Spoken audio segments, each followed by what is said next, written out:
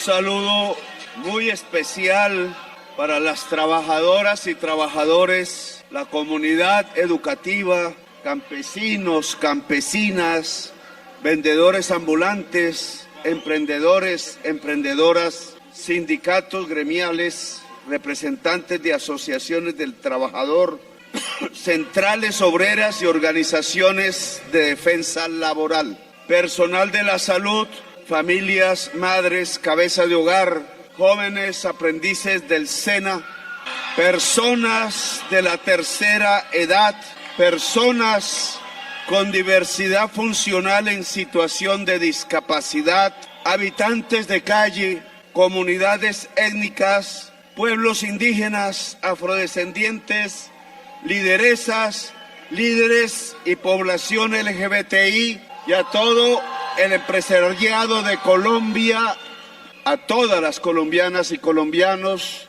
y aquí especialmente a la población del suroccidente de Colombia que ha sabido rellenar esta plaza pública y sus alrededores, venidos desde el Cauca, desde Nariño, venidos desde los municipios del Valle del Cauca, allá en los jóvenes del barrio Siloé, donde tantas noches dormí y viví, al pueblo de Cali. La respuesta del pueblo, de la indiamenta como nos llaman desde el Club El Nogal. Ese mismo club al que nunca podrán pisar ni Polo Polo ni JP a no ser como sirvientes. Fue multitudinaria el día de ayer en todo el país, no solamente en Cali, y pese a que intentaron intimidarnos con terror, el pueblo responde con multitudes. Ya no tiene miedo el pueblo y ese mismo pueblo no sale a matarse en las calles porque el gobierno del pueblo no sale a agredirlo sino a acompañarlo. A continuación, el discurso completo del presidente en Cali.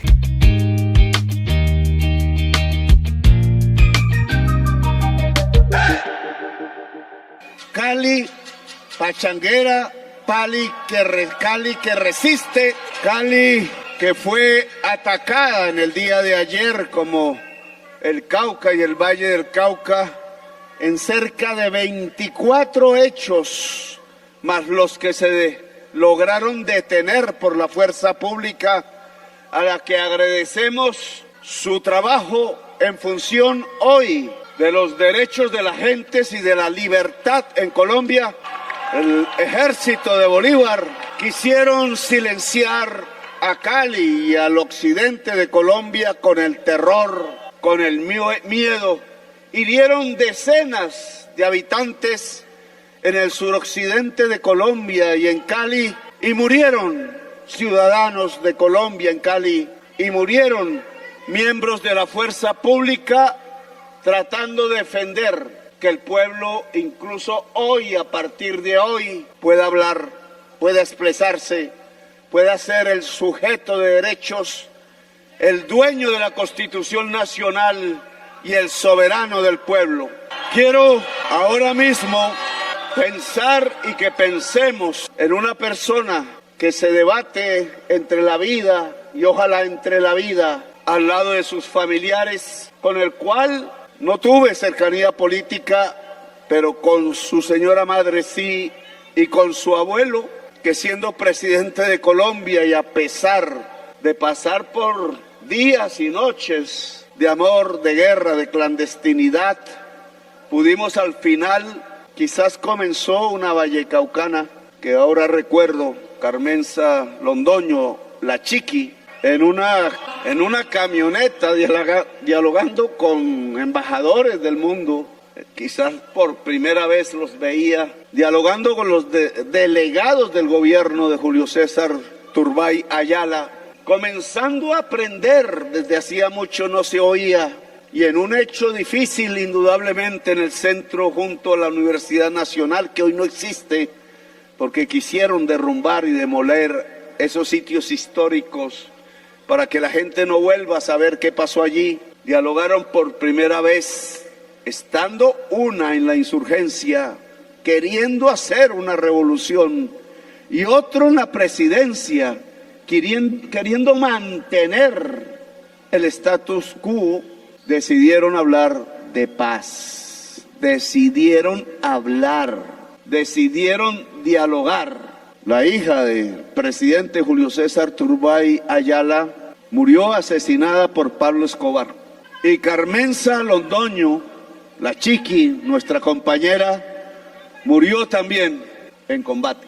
Murieron, y yo quiero que de ninguna de las dos partes vuelva a morir nadie, porque se trata de dialogar. Por eso esta concentración aquí la llamamos por la paz y la democracia, y yo quiero, ojalá sin radicalismos, que en este momento, como lo pedí en el concierto de la esperanza que llenó el centro de Bogotá con centenares de miles de jóvenes bogotanos, muchachos y muchachas, que también hicieron lo mismo, le criticaban. Hagamos un minuto de silencio esta vez por el senador Miguel Uribe Turbay, y que sobreviva a sus asesinos, que son también los asesinos del pueblo de Colombia. Un minuto de silencio, por favor. Jorge Eliezer Gaitán, alguna vez en una marcha y una concentración popular muy famosa, la Marcha del Silencio, pidió silencio a su pueblo y le hicieron caso, porque ese silencio tenía una fuerza quizás más rebelde que el grito. Ese silencio del pueblo no fue escuchado en aquel entonces, 1946, no recuerdo. Los dos dirigentes liberales que se enfrentaban, uno fue asesinado y el otro se suicidó de tristeza. Y con ambos terminó una época que no debió haber terminado para Colombia. Los asesinos de Gaitán sabían qué hacían. Terminó la revolución en marcha, así la llamaron ellos, así la llamó el presidente Alfonso López Pumarejo, cuando por primera vez desde un gobierno se habló de derechos laborales, se habló del permiso de la Constitución para que se hicieran sindicatos, para que se organizara el pueblo trabajador. Se habló de la Ley 200 de tierra, para que la tierra cultivase alimentos y no fuese un simple potrero en manos de señores feudales que no entendían que el poder era cultivar y producir y no simplemente tener la tierra.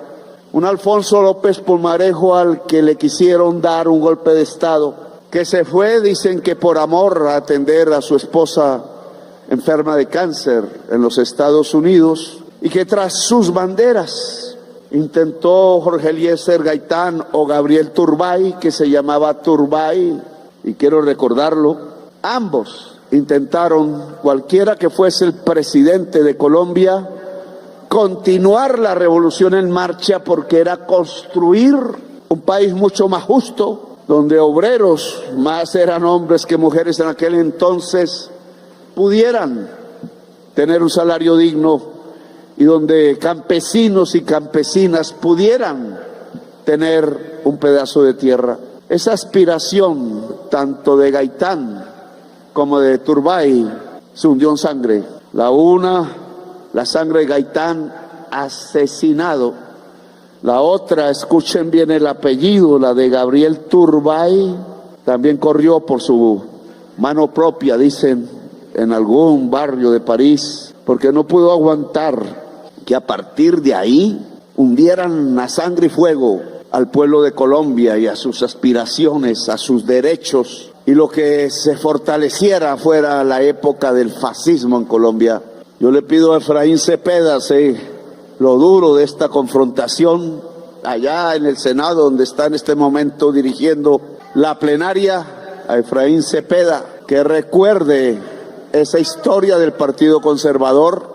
Allí se entregó al fascismo, allí en sus periódicos de Antioquia, de Bogotá, y en el Parlamento colombiano, y donde tenían influencia, decidieron repetir el discurso de Mussolini, el discurso de Hitler, el discurso de Franco, que fusilaba para ese entonces a 1 millón de españoles, solo porque los españoles y las nacionalidades de España querían simplemente una república como la que hicimos aquí, bajo la bandera de Simón Bolívar.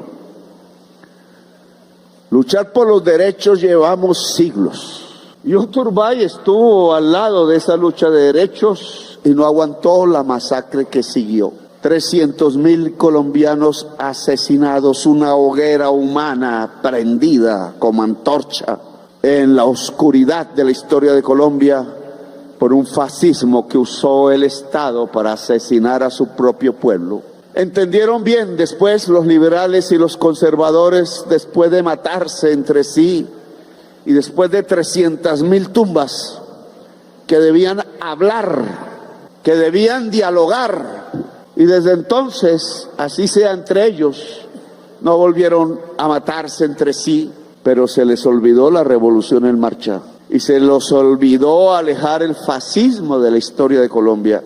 Y por tanto, a pesar del Frente Nacional e incluso a pesar de que el abuelo, discúlpenme que lo mencione, de Germán Vargas Lleras, hablara de nuevo de reforma agraria y algo hiciera, porque lo hizo, pero finalmente se acalló la voz de las reformas que se habían propuesto desde que un día masacraron, dicen que a miles de trabajadores de Colombia allá cerca Santa Marta, en Ciénaga Magdalena, en Aracataca, en Fundación, cuando solo pedían un salario digno. Miles de trabajadores asesinados, dibujados en esas páginas de 100 años de soledad, porque ahí comenzó 100 años de soledad, solo que ya vamos para 200 años de soledad, 2 siglos.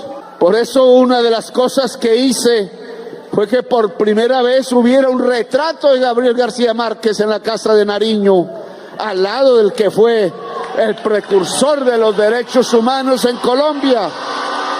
Esa es nuestra historia, 200 años de soledad. Por eso una parte del Partido Conservador, leyendo esa historia en tiempos de Belisario Betancur, decidieron que un papa que había hecho una encíclica en ese momento, la doctrina social cristiana de la Iglesia Católica, se volviera el programa del Partido Conservador. Y yo no sé cuántos han leído la doctrina social cristiana del partido, no del partido de la Iglesia Católica del Papa Juan XXIII.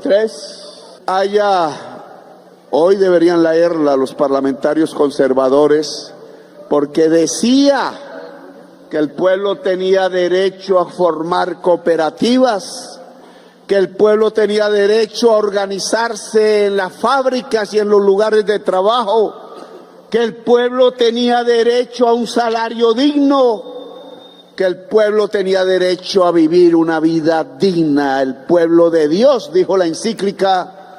Nosotros aquí decimos el pueblo trabajador, el asalariado y el no asalariado, y toda la población colombiana y toda la humanidad en el mundo.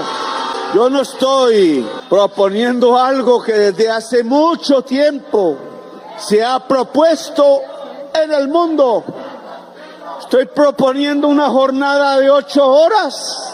Estoy proponiendo que el día se acabe como todo colombiano o colombiana sabe, cuando se oculta el sol, y el sol se oculta a las 6 de la tarde.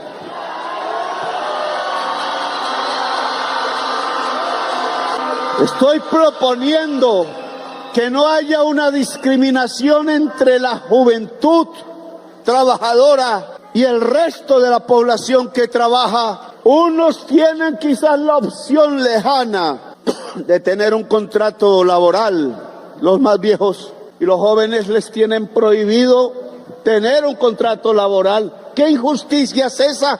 ¿Cómo así que el que trabaja ante un patrón, ante cualquier empresario grande o pequeño, ante el Estado en Colombia, no pueda tener un contrato laboral y un salario digno, que sea al menos el salario mínimo de Colombia?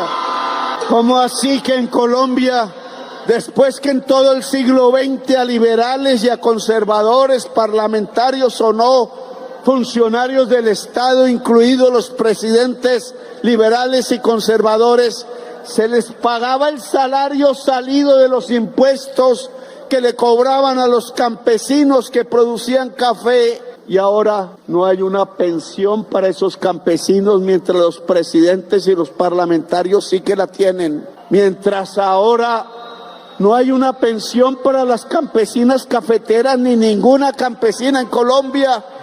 ¿Y por qué el presidente de Colombia entonces está insultando, dicen en la prensa? Está elevando el tono, dicen, cuando lo único que está exigiendo es que todo campesino o campesina en este país tenga un derecho a la pensión y que todo trabajador o trabajadora en Colombia tenga derecho a una pensión. He dicho en la plaza pública en donde me ha tocado hablar que, oigan, la principal política de seguridad ante una realidad de que hay unas fuerzas que están atacando a Colombia, y de ellas hablaré ahora, y que son las que intentaron asesinar al senador Miguel Uribe, que esperamos viva, y que son las que asesinaron a miles de militantes de la izquierda de Colombia, incluido al que les habla, y no hace mucho había un misil esperándome en la zona de los Paperos, en la parte baja de Siloé, esperando que yo llegara a la COP16, que ese tipo de violencia que se ha desatado no es la culpa de nosotros. Han dicho, después de la leve intento de asesinato, que el culpable es Petro. Aún lo gritan por ahí. Y han dicho expresidentes de Colombia que el culpable de ese atentado es la gente que defienda que se le deje expresar como ordena la Constitución en una consulta popular.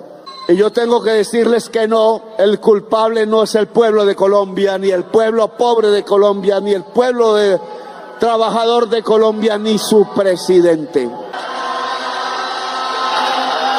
La consulta popular no es amiga de los asesinos. La desigualdad social sí es amiga de los asesinos, quienes han impedido que en Colombia lo que ordena la Constitución desde 1991, que es hacer un estatuto del trabajo que hasta la fecha no existe en la ley, que es construir un Estado social de derecho, que es construir justicia social. El incumplimiento a esas órdenes de la Constitución Nacional sí que es amiga de la violencia, sí que es amiga de los asesinos de Colombia.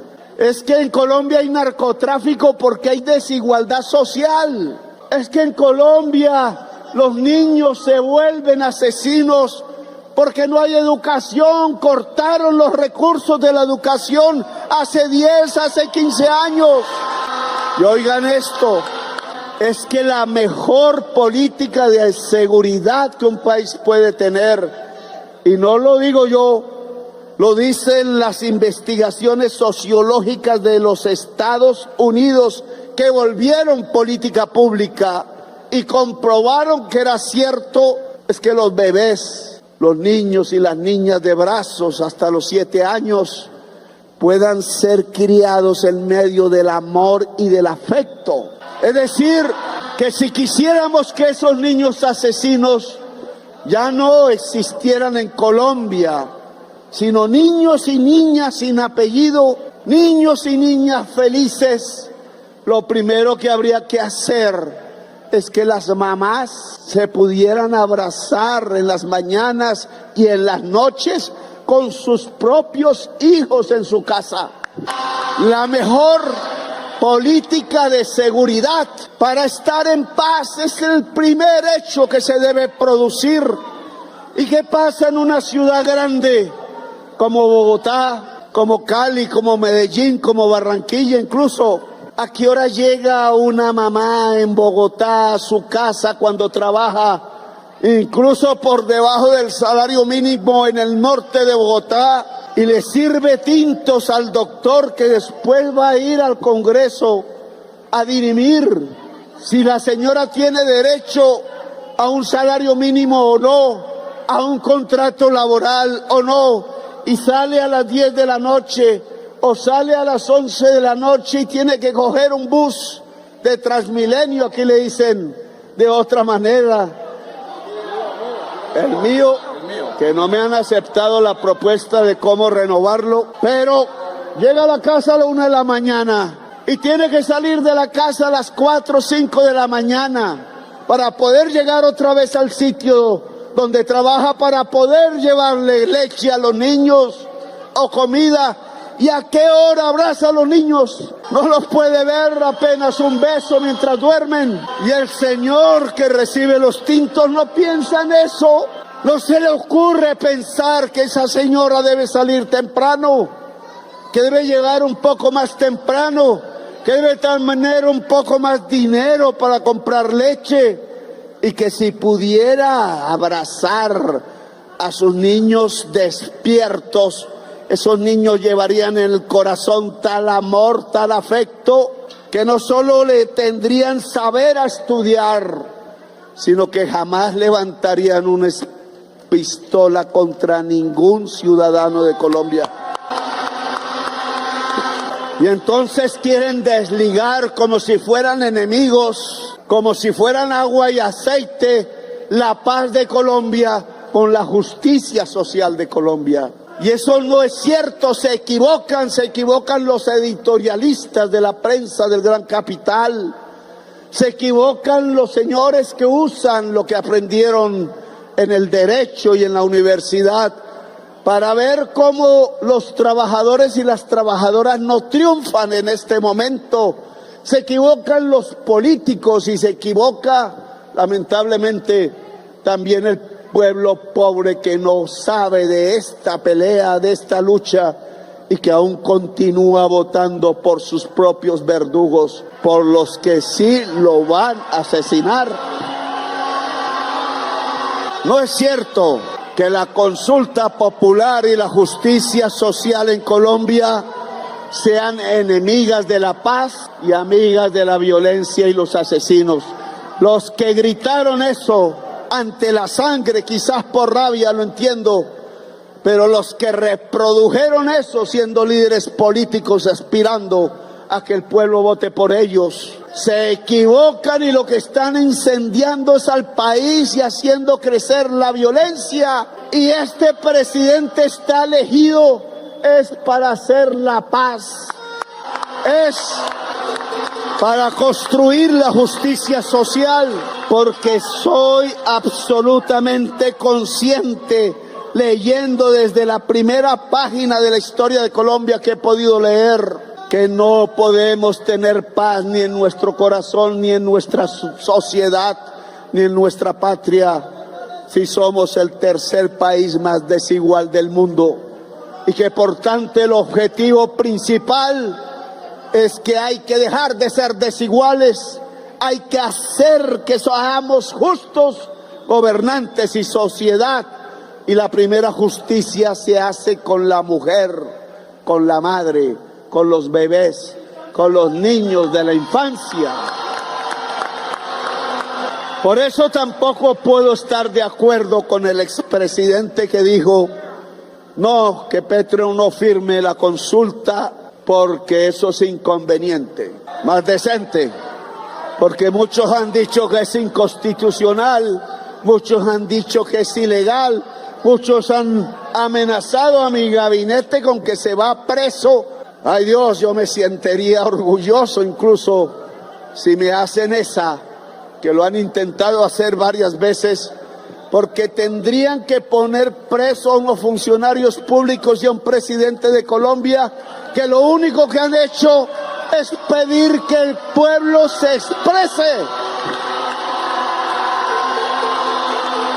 Claro, me han pedido que baje el tono y me comprometo en bajarlo, pero bajar el tono no significa no decir verdades, no significa silenciarse, no significa arrodillarse.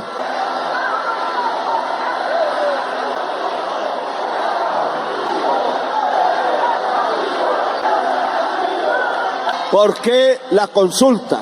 Primero, porque es conveniente, es imperativa, es una necesidad categórica de la sociedad colombiana hoy. Al contrario de lo que dice el expresidente, esta consulta popular es absolutamente necesaria. Uno, ha contado con el apoyo del mundo intelectual, político, con la OIT, que ha expresado su apoyo a la reforma pensional, y en la OIT, no nos lo dice la prensa tradicional, se sienta la representación de los empresarios más ricos del mundo y se sienta la representación de las organizaciones trabajadoras más poderosas del mundo, incluida las colombianas. Allá van empresarios colombianos que dicen una cosa allá y dicen la cosa contraria ante los senadores y los congresistas del Congreso de la República. La Organización Internacional de los Trabajadores ha apoyado y dice que es justa, dice que técnicamente es válida, dice que sería un progreso de la humanidad la reforma pensional que hemos presentado y que hoy es ley de la República y que permite que cualquier viejo o vieja tenga una pensión en Colombia, incluida las amas de casa que dedicaron su vida a criar sus hijos y sus hijas, porque el trabajo cuidador del hogar es también un trabajo que hay que reconocer por el Estado y por la sociedad. ¿Por qué la consulta? Porque la Constitución del 91 propuso un Estado social de derecho. Una de las cosas que me ha sorprendido es ver dirigentes políticos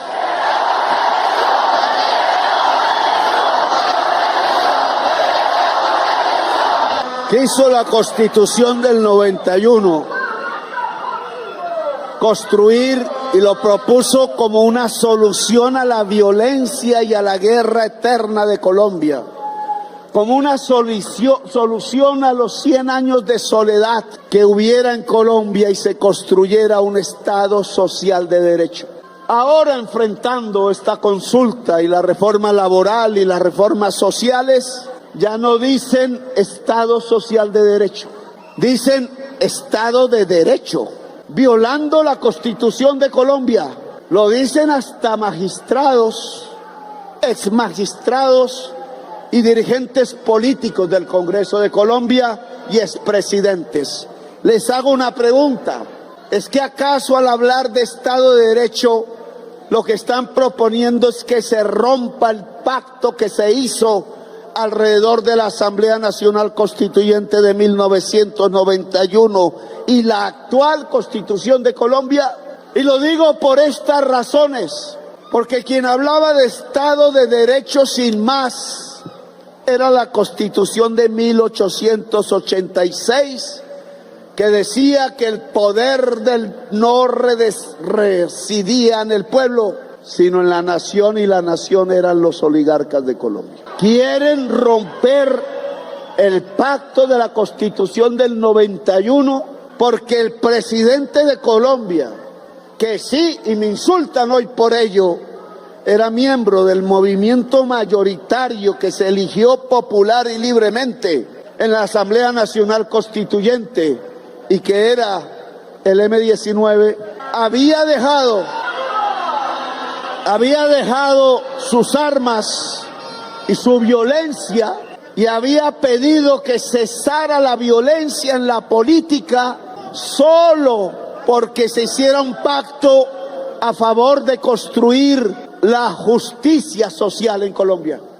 Y propuso entonces, cuando fue elegido por el pueblo, al lado del Partido Liberal, que pareciera hoy no pensar lo mismo, al lado del Partido Conservador y los conservadores, que tenían un hombre que en ese entonces había cambiado su manera de pensar para juntarse en la misma idea. Álvaro Gómez Hurtado, también asesinado por los enemigos del pueblo, ¿Por qué todas esas fuerzas donde estaba la Unión Patriótica en la antesala o en medio de un genocidio político donde asesinaban? Miles llegaron a asesinar, 6.000 militantes de la Unión Patriótica. ¿Por qué ese pacto de paz hoy quieren incumplirlo? Y entonces hablan del concepto de la Constitución del 86 y no de lo que ordenó la Constitución del 91, y me explico. El Estado de Derecho es aquel donde los funcionarios públicos cumplen normas. A eso le podríamos llamar una palabra, normas racionales. Pero el Estado social de derecho es ese mismo, pero los funcionarios obedecen normas razonables que llevan a construir equidad y justicia social, y no lo contrario. Y entonces, ¿qué fue lo que pactamos? Lo que pactó el pueblo de Colombia, elector de la Asamblea Nacional Constituyente, y la Asamblea Nacional Constituyente con todos los partidos políticos de Colombia en ese entonces, es que lo que íbamos a construir era un Estado social de derecho, es decir, una sociedad de derechos universales y libertades, y que el estatuto tributario le cobraría más a los más ricos para gastar en los más pobres, precisamente para construir igualdad, y que habría un acceso de los trabajadores agrarios a la propiedad de la tierra, y que habría un estatuto del trabajo, y que habría un derecho universal a la salud, a la educación, al sistema pensional, a la vida. ¿Y dónde está eso? ¿Por qué incumplieron ese pacto entonces? ¿Por qué otros 200.000 colombianos murieron asesinados después de aprobada la Constitución del 91? ¿Y qué es lo que tenemos que hacer ahora entonces? ¿Qué es lo conveniente y lo inconveniente para Colombia? Murieron otros 200.000 colombianos porque lo que gobernó no fue la Constitución del 91, sino los paramilitares. Y desde la gobernanza paramilitar asesinaron esos nuevos 200.000 colombianos, sumándole a lo que ya había hecho la violencia liberal conservadora. Y nos sacaron de la opción histórica de cumplir la Constitución, y tuvimos que hacer debates, y tuvimos que llenarnos de tristeza, y miles, decenas de miles, centenares de miles de madres tuvieron que gritar de dolor en sus casas, en sus ranchos,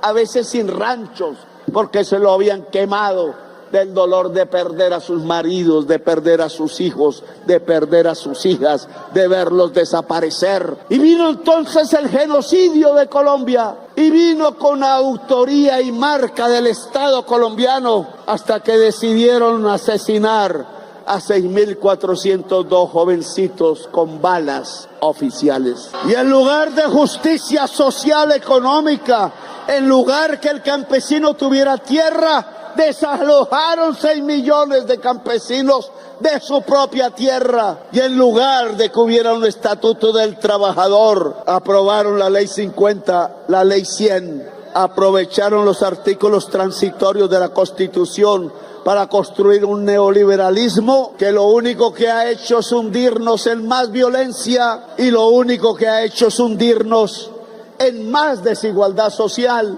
Y hoy hemos llegado a que somos uno de los países en la última década más violentos del mundo, y el tercer país más desigual del mundo. Eso ya no lo queremos.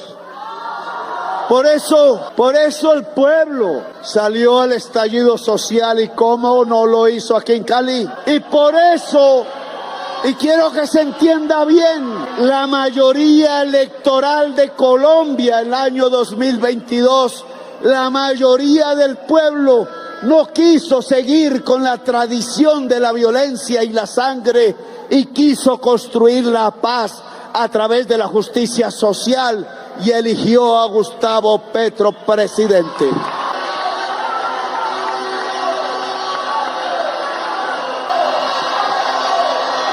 Y el presidente no ha hecho más que cumplir lo que se le presentó al pueblo de Colombia como programa: reformar el sistema pensional para hacerlo universal, reformar el sistema de salud para hacerlo universal y que no se roben la plata pública, reformar el sistema laboral para que la gente que trabaja tenga un mejor vivir, construir justicia social, dedicar el dinero público a la educación pública de la juventud colombiana e intentar que los colombianos entonces no se maten entre sí y las economías ilícitas sean reemplazadas por las economías lícitas. Y eso es lo único que hemos propuesto.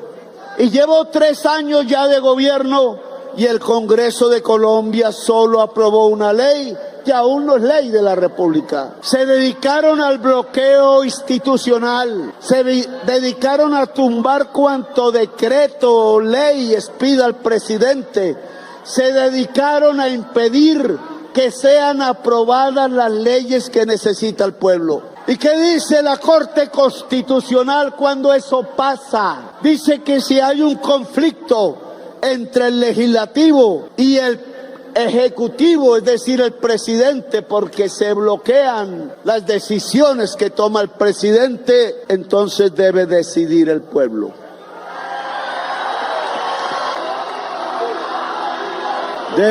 Dice la Constitución que somos una democracia participativa, no solo representativa. Se les olvidó a los analistas del capital ahora saber que existe una democracia participativa que no es más que el pueblo tome directamente las decisiones sin intermediarios, locales o nacionales. Ya el gobernador de Antioquia, que no me quiere ni un pedacito, presentó y está preparando una consulta popular en el suroriente de Antioquia. No puedo decir que voten sí, que no voten no, porque me está prohibido. Le corresponde a la ciudadanía antioqueña del suroriente, pero ¿cómo sí que entonces si es constitucional, si es legal, si es conveniente? Porque presenta una consulta popular que impide que haya autoridad ambiental en su región. ¿Y por qué yo? Solo porque defiendo el derecho de los trabajadores a vivir mejor y de las mujeres. Entonces, si es inconstitucional, si es ilegal, si vale mucho y si es inconveniente. ¿Cómo así? Las consultas populares de ellos sí valen y las nuestras no. Pues la Constitución de Colombia. La Constitución de Colombia dice que Colombia es una democracia representativa y una democracia participativa y que el pueblo es soberano, que no hay poder en Colombia que no derive de la legitimidad del pueblo y que siendo el pueblo constituyente primario se puede y debe expresarse, y este es el momento de poder expresarse. Porque el Congreso de Colombia, el Senado de la República, que sí lo hizo la Cámara, aún hoy, hasta donde sé, no quiere aprobar una reforma laboral progresista en favor de los trabajadores, sino que lo que quiere aprobar es que se contrate a la gente por horas. Es decir, peor que lo que estamos hoy. Ahí se creó una comisión que buscaba un acuerdo. El Senado está dividido en 2 partes y no pasó nada. Y si la Cámara de Representantes, llegado a que Efraín, el presidente, tuviera mayoría en el Senado para aprobar algo tan dañino como una contratación por horas, le pido al presidente de la Cámara no dé un solo paso atrás de lo aprobado en la Cámara. He dicho, que dicen que somos polarizantes. Ojo con eso. En toda sociedad moderna capitalista, y Colombia es una raquítica en eso, tiene como contradicción los intereses del capital y los intereses de los trabajadores. Eso es así, porque en la producción son 2. Uno se lleva la ganancia y el otro apenas se lleva el salario. Y el que trabaja sobre las máquinas es el trabajador, es la trabajadora. Y entonces tienen que organizarse, porque si no se matarían entre sí, como sucedió en Europa. Y eso se llama un pacto social. Pero el pacto social no es que el dueño del capital arrodilla o, como pasó en el Urabá, asesina al trabajador. El pacto social es que llegan a un acuerdo. Yo no estoy proponiendo el socialismo en la consulta, es decir, que los trabajadores sean dueños de la fábrica. Yo lo que estoy proponiendo son dos cosas, finalmente, que a los trabajadores que están en esos lugares de trabajo, a las trabajadoras, una vez pasen las 6 de la tarde, se le pague un sobrecargo, se les deje ir a la casa, que una vez se acabe el viernes y haya un festivo, un sábado, un domingo, y decida trabajar, se le pague un recargo o pueda irse con su familia feliz a jugar fútbol con sus hijos, con sus hijas, a abrazarse, a que esa familia pueda ser una gran constructora de democracia y de paz en Colombia, de vida, porque esta es una propuesta para vivir, no para morir, no para que nos matemos entre nosotros, sino para que dialoguemos sanamente entre nosotros. No me pidan, como me lo sugerían en el día de ayer, usando mal, y se los critico, electoralmente, el terrible atentado contra el senador Miguel Uribe. Usando electoralmente no está bien. Pero no me pidan usando ese asesinato que entonces yo le diga a la gente que trabaja, no, nos felicitamos, nos vamos a la casa y nos arrodillamos y nuestras generaciones por generaciones seguirán viviendo en la justicia. No se puede. Por eso le digo a Efraín, haga un último intento. Sé que lo aplauden en los aviones cuando entran los aviones, no sé qué me pasaría a mí si entro alguno, pero esa es una ilusión y lentejuelas, Efraín. El pueblo no se sube a los aviones, solo los que pueden. El pueblo está en las calles, el pueblo está en las plazas. El pueblo por millones quiere que cambie su posición y que permita en el Senado de la República una reforma laboral progresista digna del pueblo trabajador de Colombia. Si no, si esa ley no sale así, mañana citaron a las 8 de la mañana, la consulta popular sigue. Se tienen que organizar los comités del sí en cada rincón y los comités del no. El presidente y el gobierno ya, a partir de hoy, no podemos hacer campaña ni por el sí ni por el no. Queda en manos de la sociedad colombiana. El pueblo decide, no decide el presidente. A partir de hoy, si el Senado no quiere, no decidirá el Congreso, decidirá el pueblo. Y la última instancia que define este debate político que he querido adelantar en Colombia es la Corte Constitucional, a la cual respeto.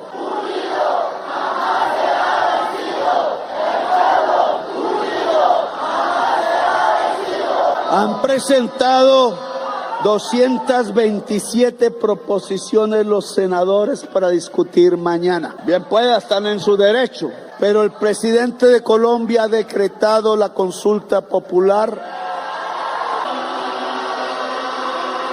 Ojalá la sociedad colombiana se organice y se mueva mucho más de lo que hasta ahora ha hecho. Este es el momento del pueblo. Vote sí, vote no. El presidente de la República acatará el 7 de agosto lo que decida el pueblo de Colombia. A la Corte Constitucional, donde desde el día de hoy tiene en sus manos el decreto de la consulta, solo puedo solicitarle, es independiente, respetaré su decisión, pero solo puedo solicitarle que en su análisis sepa que la tercera sociedad más desigual del mundo necesita que los derechos sean universales como ordena la Constitución, que los y las trabajadoras ante la falta de un estatuto del trabajo tengan cómo defender los ingresos de sus hijos y cómo tener una buena vida, cómo poder incluso simplemente vivir. Y que sigamos bajo la bandera que algunos quieren negar de que lo que primero ordena la Constitución es la construcción de un Estado social de derecho y que eso solo significa que respetamos las normas, pero que las normas deben estar para construir equidad social en Colombia, derechos universales y libertades de la gente de Colombia.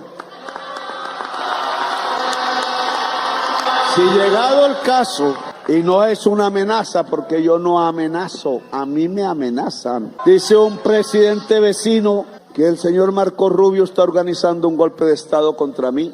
Yo solo le digo al secretario de Estado de los Estados Unidos que no puedo creer que el pueblo demócrata y que cree en las enmiendas de la Constitución de los Estados Unidos y que hoy debe entrar a dialogar con los conciudadanos y las conciudadanas de los pueblos latinoamericanos que trabajan allá, legal o ilegalmente, lo que tiene que hacer es entrar en un diálogo con esos pueblos, porque el ABC de la teoría económica dice que la riqueza solo sale del trabajo y que si quitan trabajadores se van a empobrecer. Yo también tengo informaciones y sé que cierta persona líder de la extrema derecha en Colombia ha estado hablando con el secretario de Estado.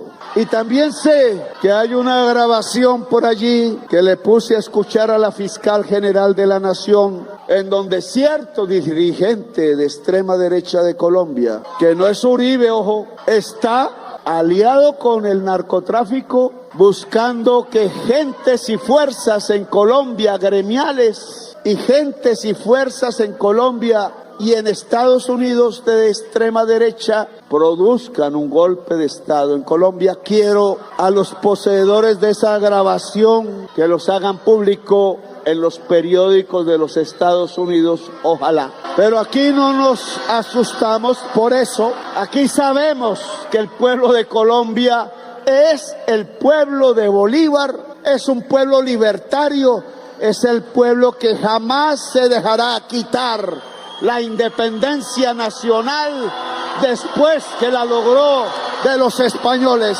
Al presidente Trump le digo, como presidente de la CELAC, la Comunidad de Estados de América Latina y del Caribe, que llegó la hora de dialogar y no de la soberbia, que conduzca su sociedad, que lo eligió libremente, a la sabiduría de hablar con la otra parte de América, que somos los latinoamericanos y los caribeños. Que hay que hablar, sí, de un pacto de las Américas para saber cómo la democracia puede profundizarse, para saber cómo se trata de manera humana a los inmigrantes, para saber cómo se alejan las mafias de todos los pelambres del continente americano y del mundo y de la humanidad, para hacer de las Américas tierra de paz y democracia y no tierra de arbitrios y de muerte.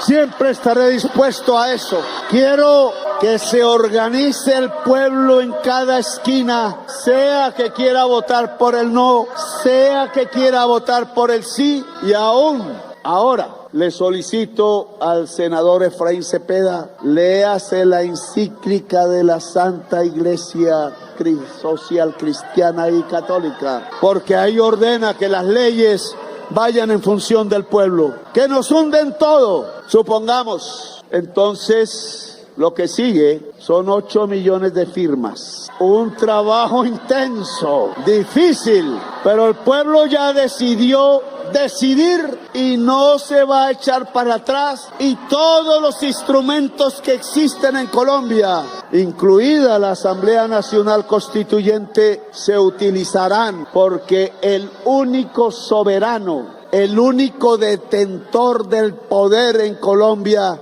se llama el pueblo de Colombia. Gracias. Hay quienes se asustan, y termino, y así lo ha gritado la plaza entera sobre la reelección. Los que se reeligieron cambiando la Constitución de Colombia con un articulito y con mañas, malas mañas parece, el doctor Uribe, y después se benefició el doctor Santos y gobernaron en este siglo 8 años. El doctor Santos lo que quiso para él mismo lo prohibió a través del Congreso de la República para los que siguieran. Y yo no soy un hombre de ambición, ninguna pregunta de esas tiene que ver con algún negocio mío, ni en las reformas de las leyes, ni en la consulta popular. Yo no gobierno para mí. A eso Gaitán y antes Aristóteles lo llamó dictadura o oligarquía. Yo soy un demócrata e incluso libertario, no de los de Milei, sino los de Durruti, que averiguan quién era Durruti. Y de eso yo cumplo mi palabra. A mí no me gusta el poder y mucho menos el palacio ese aristocrático y frío. Y tengo cosas que hacer y escribir, y solo le pido al pueblo de Colombia, si llega a impedirse el que ahora se exprese, háganlo por la fuerza o no, en las elecciones del año 2026, reelijan no una persona, reelijan el proyecto del cambio y de la vida en este país.